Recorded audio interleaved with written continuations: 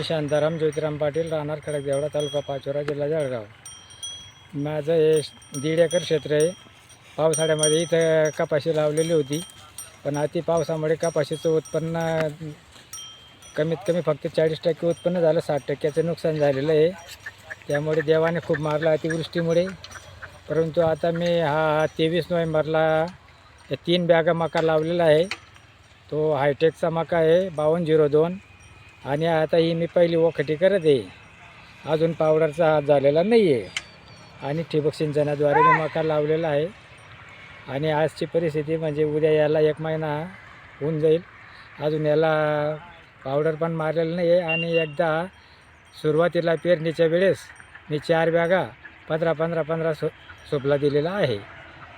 आणि अशा कंडिशनमध्ये आज हा मका आहे.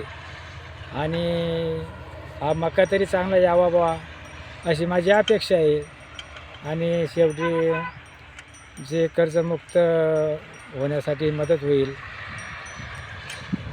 धन्यवाद.